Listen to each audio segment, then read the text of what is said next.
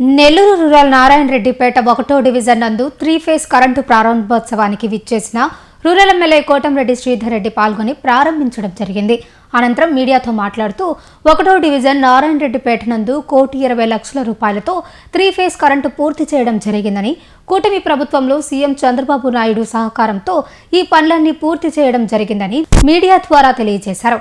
ఈ కార్యక్రమంలో టీడీపీ నాయకులు కోటంరెడ్డి గిరిధర్ రెడ్డి, కోడూరు కమలాకర్ రెడ్డి, కుడుముల చిరంజీవి తదితర టీడీపీ నాయకులు కార్యకర్తలు పాల్గొనడం జరిగింది. నెల్లూరు రూరల్ నారాయణ రెడ్డిపేట 1వ డివిజన్ నందు 3 ఫేజ్ కరెంటు ప్రారంభోత్సవానికి విచ్చేసిన రూరల్ ఎమ్మెల్యే కోటంరెడ్డి శ్రీధర్ రెడ్డి పాల్గొని ప్రారంభించడం జరిగింది. అనంతరం మీడియాతో మాట్లాడుతూ 1వ డివిజన్ నారాయణ రెడ్డిపేట నందు 1,20,00,000 రూపాయలతో 3 ఫేజ్ కరెంటు పూర్తి చేయడం జరిగిందని, కూటమి ప్రభుత్వంలో సీఎం చంద్రబాబు నాయుడు సహకారంతో ఈ పనులన్నీ పూర్తి చేయడం జరిగిందని మీడియా ద్వారా తెలియజేశారు. ఈ కార్యక్రమంలో టీడీపీ నాయకులు కోటంరెడ్డి గిరిధర్ రెడ్డి, కోడూరు కమలాకర్ రెడ్డి, కుడుముల చిరంజీవి తదితర టీడీపీ నాయకులు కార్యకర్తలు పాల్గొనడం జరిగింది. అతిపెద్ద గ్రామం ఈ యొక్క నారాయణ రెడ్డి గ్రామంలో 3 ఫేజ్ కరెంటు పనులు పూర్తయి ఈరోజు ప్రారంభమవుతుంది. 1,20,00,000 రూపాయలు వేయి నారాయణ రెడ్డిపేట గ్రామంలో 3 ఫేజ్ కరెంటు పనులు పూర్తి చేసుకోవడం జరిగింది. ఈ సందర్భంగా చంద్రన్న వెలుగుల కింద నారాయణ రెడ్డిపేట గ్రామానికి 11 3 ఫేజ్ ట్రాన్స్ఫార్మర్లు, అదేవిధంగా 4.5 కిలోమీటర్ 3 ఫేజ్ ఎల్టీ లైన్ ఏర్పాటు చేసి మొత్తం దాదాపు 2,000 మంది ఇళ్ల వాసులకి, 77 మంది వాణిజ్య వినియోగదారులకి నాణ్యమైన 24 గంటలు 3 ఫేజ్ కరెంటుని నెల్లూరు రూరల్ నియోజకవర్గంలో తెలుగుదేశం పార్టీ కూటమి అధికారంలోకి వచ్చిన తర్వాత చంద్రబాబు నాయుడు గారు ముఖ్యమంత్రిగా వాడల అభివృద్ధి పనులు ఒక జాతరని తలపించడంలో సాగుతూ ఉన్నాయి.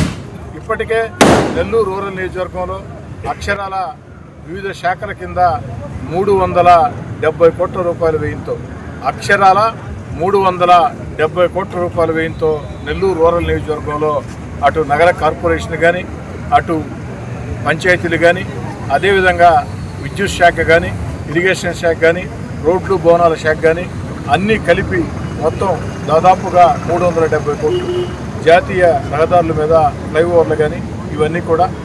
అదేవిధంగా 1వ డివిజన్ అతిపెద్ద డివిజన్ నెల్లూరు రూరల్ నియోజకవర్గంలో వాస్తవం చెప్పాలంటే ఈ డివిజన్ని 3 డివిజన్లు చేయాల్సిన పరిస్థితి.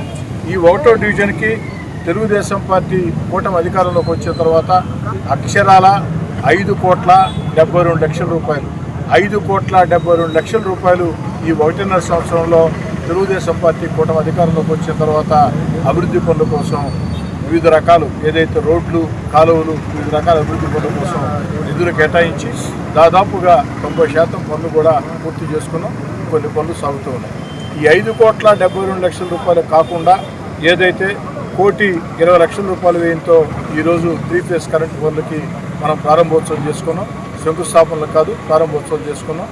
రాష్ట్ర ముఖ్యమంత్రిగా చంద్రబాబు నాయుడు గారు ముఖ్యమంత్రిగా ఎన్నికైన తర్వాత చంద్రబాబు నాయుడు గారి ఆశీస్సులతో ఏదైతే నెల్లూరు రూరల్ నియోజకవర్గంలో అభివృద్ధి పనులు ఒక జాతరని తలపించే రీతిలో సాగుతూ ఉన్నాయి. ఇందుకు అన్ని రకాల ఆశీస్సులు అందించినటువంటి ఉప ముఖ్యమంత్రి పవన్ కళ్యాణ్ గారికి, యువనేత నారా లోకేష్ గారికి, పార్లమెంట్ సభ్యులు వేమిరెడ్డి ప్రభాకర్ రెడ్డి గారికి, జిల్లాలో 2 మంత్రులు అటు పొంగూరు నారాయణ గారికి, ఆనవ రామనారాయణ గారికి, అదేవిధంగా శాసనమండలి సభ్యులు వేదా రవిచంద్ర గారికి, నెల్లూరు నగర కార్పొరేషన్ మేయర్ రూప్ కుమార్ యాదవ్ గారికి అందరికీ ప్రత్యేకంగా ధన్యవాదాలు తెలియజేసుకుంటూ, కానీ చేసింది సరిపోదు, ఇంకా చేయాల్సిన అవసరం ఉంది. ఇటీవల కాలంలో నెల్లూరు రూరల్ నియోజకవర్గంలో పూర్తి స్థాయి అభివృద్ధి పనుల కోసం ఒక సర్వే చేస్తే అందులో నెల్లూరు రూరల్ నియోజకవర్గంలో పూర్తి స్థాయి అభివృద్ధి జరగాలంటే మరో 1,200 కోట్ల రూపాయలు, అక్షరాల 1,200 కోట్ల రూపాయలు నిధులు అవసరం.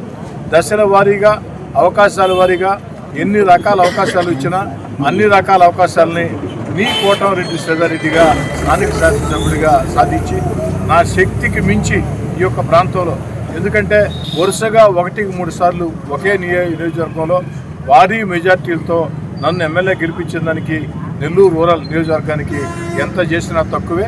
ఆ తక్కువని ఎక్కువ చేస్తూ నా శక్తికి మించి అన్ని రకాల ప్రయత్నాలు చేసి ఆ యొక్క అవకాశాలను సద్వినియోగం చేసుకుని రూరల్ నియోజకవర్గంలో అభివృద్ధి పనుల సాధన విషయంలో రాష్ట్రంలోనే అగ్రగామిగా రాష్ట్రానికే ఒక ఆదర్శ నియోజకవర్గంగా తీర్చిదిద్ది అదేవిధంగా ముఖ్యమంత్రి చంద్రబాబు నాయుడు గారు చేపట్టిన సంక్షేమ పథకాల్ని అర్హులందరికీ అందించి ఎక్కడా కూడా రూరల్ నియోజకవర్గంలో కక్షలు కార్పణ్యాలు రాజకీయ వివాదాలు లేకుండా అన్ని రకాల రూరల్ నియోజకవర్గాన్ని ప్రగతి పదంలో మీ అందరి సహకారంతో ముందుకు నడిపిస్తానని మాట